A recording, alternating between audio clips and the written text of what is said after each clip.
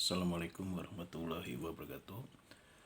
Pertemuan kali ini adalah pertemuan terakhir dari mata kuliah manajemen pemasaran pada semester 2. Minggu kemarin kita membahas masalah merencanakan program pemasaran melalui bauran pemasaran.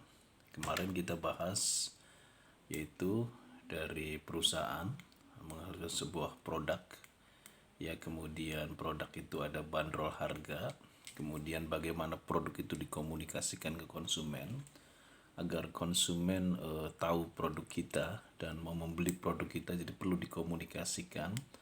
Alat komunikasinya dalam pemasaran itu disebut dengan promotion.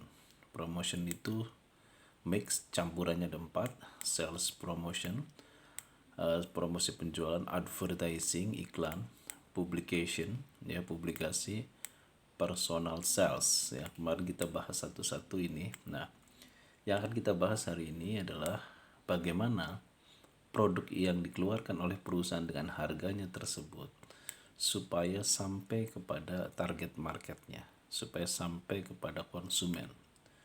Percuma kita mengenalkan produk, ya, merayu konsumen untuk membeli produk kita atau menawarkan produk kita melalui promotion mix kalau tidak ada saluran distribusi. Jadi intinya saluran distribusi penghubung antara produk yang dikeluarkan oleh perusahaan agar sampai ke target market. Tentu di sini adalah kita harus membuat strategi distribusi yang efektif dan efisien. Makanya hari ini kita akan bahas khusus mengenai distribution. Kalau minggu kemarin kita bahas promosi produk, price dan promotion mix. Ya, kita ke distribution. Oke. Apa itu distribution? Ya, kita lihat di sini. Distribution, ya. Kalau Michael Porter itu bukan Michael Porter, Philip Kotler itu lebih suka menyebutnya place, tempat, ya. Sebetulnya sama saja, tempat atau distribution itu adalah saluran atau tempat di mana produk itu disediakan untuk konsumen. Jadi kalau kita lihat secara definitif, distribusi adalah saluran pemasaran di mana produk yang ditawarkan tersebut sampai kepada konsumen sasaran. Tentu, strategi manajemen pemasaran dirancang agar saluran distribusi menjadi efektif dan efisien. Ya. Di sini, di dalam pemasaran nanti kita akan bahas dua bentuk distribusi. Ada distribusi konvensional dan distribusi non konvensional. Ya. Distribusi konvensional dan non konvensional. Oke, yang pertama adalah kita distribusi konvensional. Konvensional sendiri artinya adalah sesuatu yang biasa, sesuatu yang sudah umum, ya, sesuatu yang biasa, sesuatu yang sudah umum, ya. Kalau kita lihat, yang pertama adalah distribusi konvensional itu nanti ada 0 level, 1 level, 2 level, 3 level, sampai 4 level. Oke. Jadi distribusi konvensional itu adalah bagaimana dari produsen mengeluarkan produk melalui beberapa tahap level sampai kepada konsumen. Oke, kita lihat pertama, ya. Misal, Anda membuat sebuah perusahaan yang sederhana. Anda membuat sebuah produk, ya. Sebuah produk, taruhlah produk makanan Anda buat di sini, produsen. Anda tanpa perantara lagi langsung ke konsumen. Ini yang paling sederhana, no level. Tidak ada level di sini. Produsen, pembuat produk, langsung dengan konsumen. Tentu ketika perusahaan Anda ini bertambah maju, bertambah besar, tentu di sini muncul agen, ya. Agen ini nggak satu, banyak nanti agen-agennya. Nah, ini agen, ya, atau reseller, ya, produsen, agen. Konsumen langsung beli ke agen, ya. Lebih kompleks lagi ada yang disebut dengan 2 level. Produsen, ya, mengeluarkan produk dijual ke agen, ya. Nah, gitu kita 2 level di sini. Kurang ini, ya, oke. Di sini ada 2 level produsen, ya. diproduksi, dijual ke agen grosir, konsumen. Tentu kalau kita lihat rantai ini, karena masing-masing komponen ini mengambil keuntungan, tentu jatuh ke konsumen lebih mahal. Ya, taruhlah Anda mengeluarkan dari produsen, mengeluarkan keuntungan 1.000 perak. Agen mengambil keuntungan lagi 1.000 perak. Ini mengambil keuntungan lagi 1.000 perak. Sehingga sampai konsumen tentu harganya mahal. Makanya di sini ada semacam etika, konsumen tidak bisa langsung membeli ke produsen karena bisa merugikan secara bisnis, perjanjiannya bisa merugikan dua hal ini, ya. Nah, itu adalah yang dua level. Oke. Selanjutnya adalah 3 level. Ya, bagaimana yang 3 level tersebut? Kita lihat yang 3 level. Oke. Kita lihat dari produsen, jual ke agen, agen ke grosir, grosir ke retailer besar itu konsumen. Apa itu retailer besar? Misalkan Anda sebagai konsumen misalkan ya beli produk ke supermarket atau beli produk ke mall. Misal Anda bikin sandal Anda jual ke agen, ya. Agen jual ke grosir, ya, grosir kemudian masuk ke retailer besar, orang belanja ke supermarket, ya. Jadi itu namanya retailer besar. Kalau retailer kecil itu seperti toko kelontong atau seperti bentuk Alfamart, Indomart, itu retailer kecil. Makanya di sini muncul lagi 4 level. Produsen, agen, grosir, retailer besar, retailer kecil, konsumen. Panjang di sini ya. Nah, gitu. Makanya kalau Anda sebagai pebisnis, ya, Anda harus bisa mencari saluran-saluran ini, mana yang efektif dan efisien, ya. Tentu biasanya dalam persaingan bisnis, ketika kita menjadi, misalkan Anda bisnis ini toko kelontong, ya, Anda menjadi, pasti Anda harus mencari saluran harga mana yang paling murah. Apakah Anda bisa membeli ke sini atau ke sini, ya. Nah, mungkin yang enak lagi ke sini kan, harganya lebih. Tapi ketika ke sini, tentu Anda bukan retailer kecil lagi, Anda adalah agen, karena di sini sudah terjadi kesepakatan secara etika, ada produsen, agen, grosir, retailer besar, retailer kecil, dan konsumen. Nah, tentu kalau konsumen belinya ke sini semua, pasti ini akan tidak terima, ya, karena dia tidak mendapatkan keuntungan dari rantai distribusi ini. Nah, itu adalah yang biasa terjadi saat ini mengenai rantai saluran distribusi. Ada 0 level tanpa perantara, 2 level, 3 level sampai 4 level, ya. Oke. Jadi saya ulangi lagi, retailer besar itu seperti supermarket, retailer kecil itu seperti toko kelontong, Alfamart, Indomart, itu retailer kecil. Oke. Sekarang kita akan bahas yang disebut dengan distribusi yang tidak biasa atau disebut dengan distribusi non konvensional. Distribusi yang tidak melalui rantai distributor kayak tadi, tidak ada rantai ininya. Seperti pada distribusi konvensional. Jadi kalau konvensional tadi melalui rantai, nah, ini tidak menggunakan rantai ini. Tidak biasa. Makanya disebut dengan distribusi non konvensional. Kita bahas distribusi non konvensional itu ada 2 bentuk.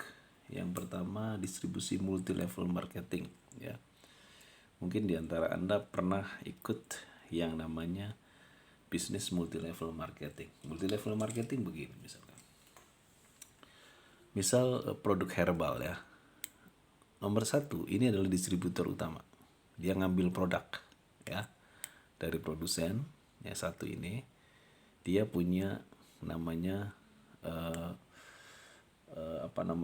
downline sini. Downline di sini.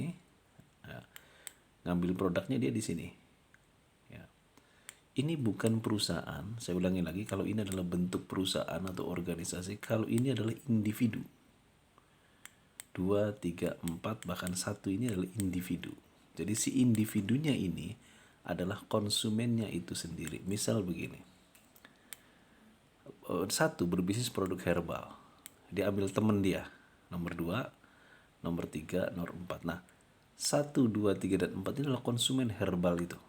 Nah, jadi selain dia mengkonsumsi herbal tersebut, misal ini produknya herbal, mengkonsumsi produk herbal tersebut, dia juga ikut menjualkan produk, maka dia masuk jadi anggota multi level.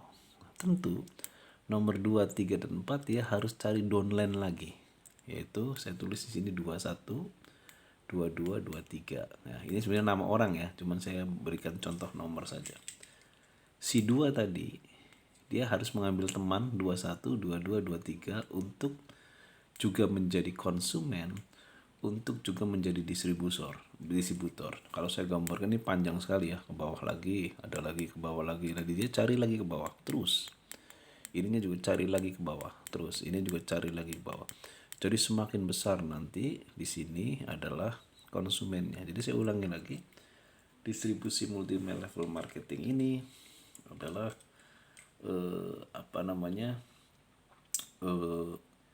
si konsumennya adalah distributornya itu sendiri. Selain dia pemakai atau sebagai konsumen, dia juga yang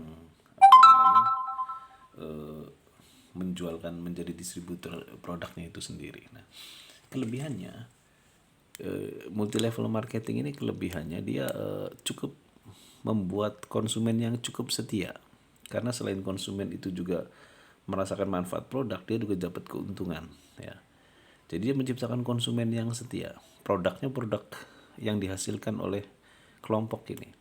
Tetapi apa kelemahan distribusi ini? Kalau seandainya yang di bawah runtuh ya, keluar daripada keanggotaan multi level, maka ini akan runtuh semua dari atas. Nah, itu adalah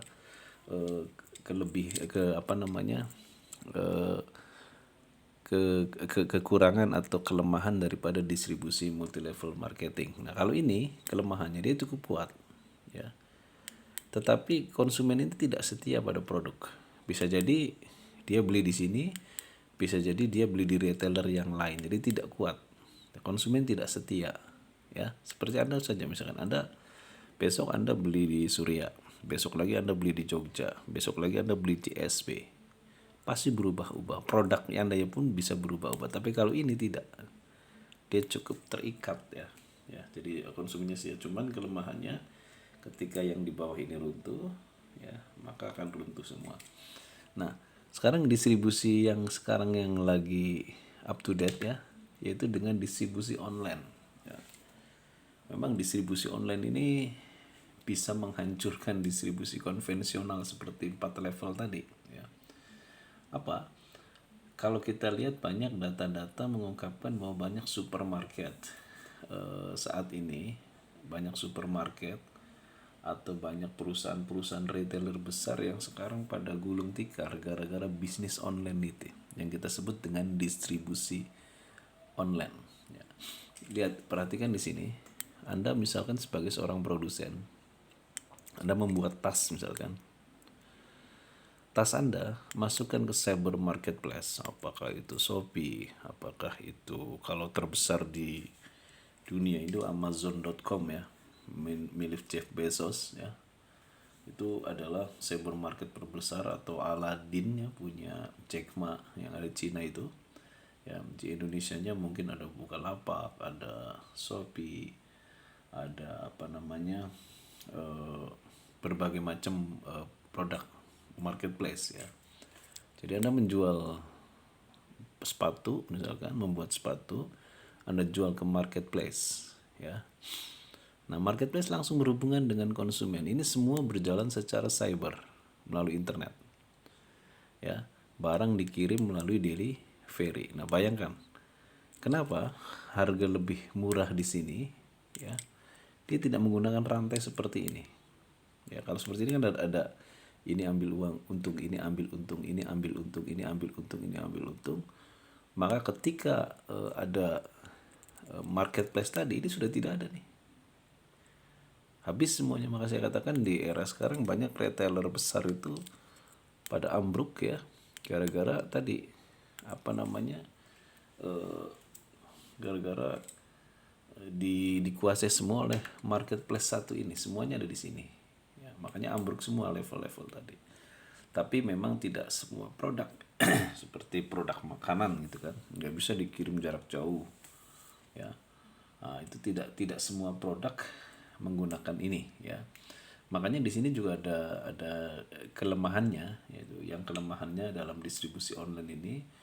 Yang pertama adalah konsumen tidak secara pasti mengetahui quality daripada produk tersebut. Kadang-kadang konsumen juga ragu mengenai garansi daripada eh, produk tersebut, ya. Walaupun produk itu memang dia menampilkan beberapa fitur-fitur atau menampilkan beberapa pendapat-pendapat atau opini-opini mengenai biasanya kalau Anda beli ada bintangnya itu ya. Nah, itu adalah untuk meyakinkan konsumen sesungguhnya bahwa produk ini adalah benar. Produk itu tidak menipu dan sebagainya. Memang distribusi online saat ini juga permasalahannya pada pajak, ya. Sekarang pemerintah lagi membahas masalah bagaimana pajak bisnis online ini. Sekarang banyak industri-industri rumahan ya, ibu rumah tangga, eh, apa namanya, orang-orang yang hanya di rumah saja itu bisa bisnis walaupun hanya dengan media sosialnya, ya, tidak melalui marketplace. Jadi dia dengan media sosial langsung ketemu dengan konsumen. Nah, itu kita lagi memasuki yang namanya era market digital. Ya, jadi tantangannya market digital itu dengan munculnya cyber marketplace ini adalah bisa meruntuhkan empat ini, ya. Empat level ini bisa meruntuhkan itu karena eh, efisien di sini. Tentu ini ada efek negatif lain juga secara ekonomi, yaitu banyak kalau seandainya kelompok ini bangkrut, ya, itu berapa tenaga kerja yang akhirnya menganggur, ya. Makanya ketika ini apa namanya runtuh, ya, ini larinya tenaga kerja ke delivery nih, ya, tukang antar produk tersebut, ya. Nah, tentu di sini saya ulangi lagi mana strategi yang paling menguntungkan. Tentu masing-masing ada kelebihan dan kelemahan. Tidak semua produk juga bisa pada online, ya. Tidak semua produk bisa pada online, ya. Dan apa namanya, konsumen juga kadang ada ragunya pada sebuah produk ketika dia hanya melihat di internet saja. Nah, itu adalah berbagai macam distribusi. Jadi saya ulangi lagi, distribusi itu ada distribusi konvensional yang 0 level sampai 4 level.